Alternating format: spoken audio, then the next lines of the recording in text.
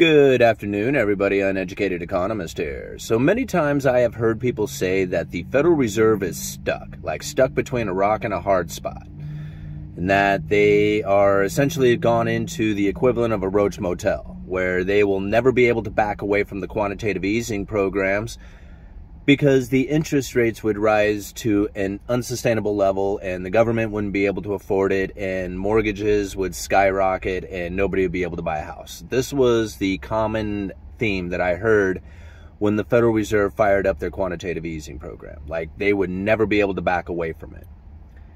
And when you think about it, it makes a lot of sense when you think like the Federal Reserve was printing up money and buying into these bonds, whether it was mortgage-backed securities or treasury bonds coming from the United States government. The Federal Reserve printing up money and buying an intense amount of this stuff, I mean lots and lots of it, pretty much made the markets believe that the Federal Reserve was going to be a buyer forever.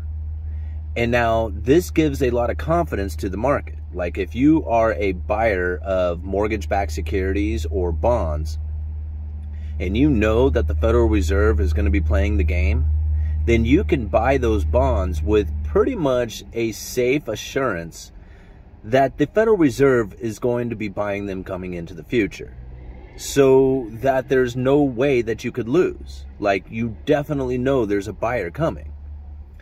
But the moment that the Federal Reserve says, okay, well, I'm not going to play the game anymore, we're going to back away, we're not going to be a purchaser of mortgage-backed securities or treasury bonds anymore, now the market gets really scared. They're thinking, well, with all these mortgages and treasury bonds out there, how is it that the Federal Reserve is not going to be a buyer? The interest rates would rise. I mean, the prices would drop and the interest rates would rise. It just makes intuitive sense to think about it that way.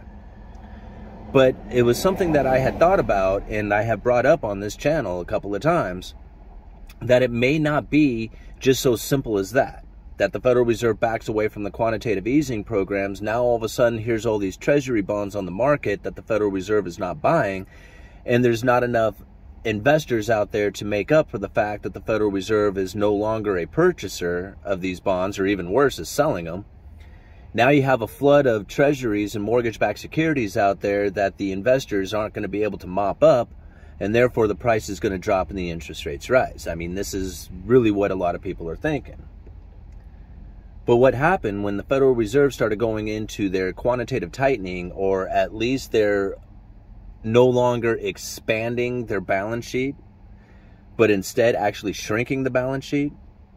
Now, this is where it becomes really tricky, because what ends up happening, at least with the mortgage part of things, is that there's less mortgage refinancing taking place. And so if you have less people refinancing their mortgages, going from, a higher interest rate to a lower interest rate, I mean, why would you take a lower interest rate and move into a higher one? Nobody would do that, right? So there's less refinancing taking place as the interest rates begin to rise. Well, if there's less refinancing taking place and there's less homes being purchased, that's less mortgage-backed securities coming onto the market. Well, just because the Federal Reserve was a buyer, was an investor, essentially, of these mortgage-backed securities, doesn't mean that they were the only ones. So now there is a market out there that does want to buy into mortgage-backed securities, believe it or not, especially when the price drops and the yields rise. Well, that's what we're seeing taking place right now, is that the Federal Reserve has backed off on their mortgage-backed security purchases. The interest rates began to rise, less refinancing and less new home purchases takes place, and then there's less mortgage-backed securities to add to the pool for investors to buy. So it limits how far down they're actually going to drop or the yields rise, because of the Federal Reserve and their no longer purchasing of these mortgage-backed securities. So this is kind of the condition that's happened. Well, something very similar has taken place in the U.S. Treasuries, not in the same sense, like a refinancing causing more mortgage-backed securities to become available for purchase, but instead, the government is actually backing away from some of their spending that they're doing.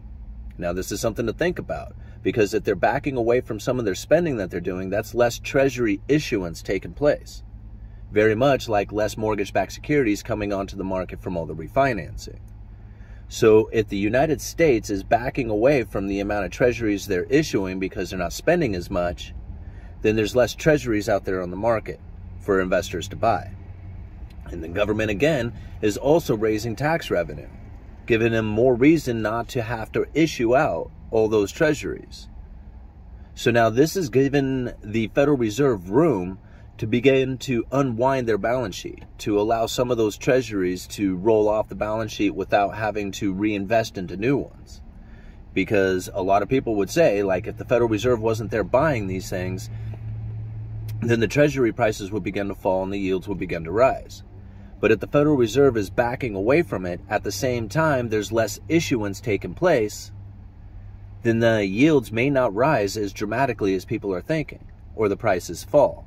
As there are investors out there who do want to buy treasuries, especially when the treasury yields begin to rise. It doesn't take very much for the risk to then become a reward for those who are investing into those fixed assets, those fixed incomes like U.S. treasuries or corporate bonds. So as you see these yields begin to rise, a lot of people would say, oh man, the government's never going to be able to afford this. Well, that may not necessarily be the case. The government could possibly afford it with higher tax revenue and less spending, which, although seems very unlikely considering the past history coming from the government, but it doesn't mean that it couldn't continue. Like, it's taken place now, and it may happen to be that same condition going into the future. Now, is it a guarantee? No. Can circumstances change, pretty much overnight? Yeah, they can. But as far as I can tell right now, the issuance coming from the Treasury is diminishing. The amount of spending that's coming out of the government is also dropping. The tax revenues are rising. And the Federal Reserve is going to have room to be able to unwind their balance sheet without causing the yields to just go through the moon. That's going to be a very tricky tightrope of a walk that they're going to have to do, but it appears to be taking place. And you can just tell from around the world that there is no shortage of demand for the dollar.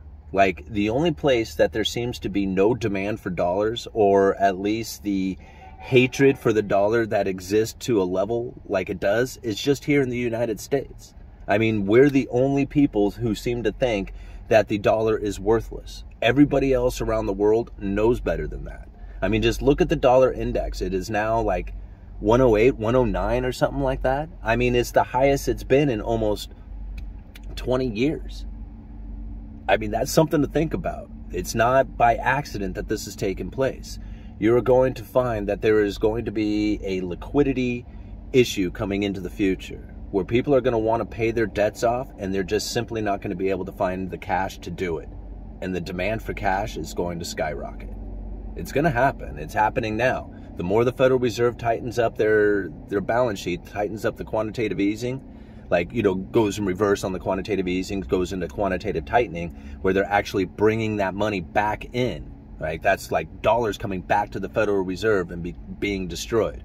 That's what quantitative tightening is. And that's the position that they're moving towards. Give it a year from now, and you're going to see some major pain ripping through the economy. I mean, it's time to get into cash. Cash is the position to be in. I mean, I've been saying it for a couple of years, and I have never thought more strongly about it than I do now. All right. Uneducated Economist, you guys let me know.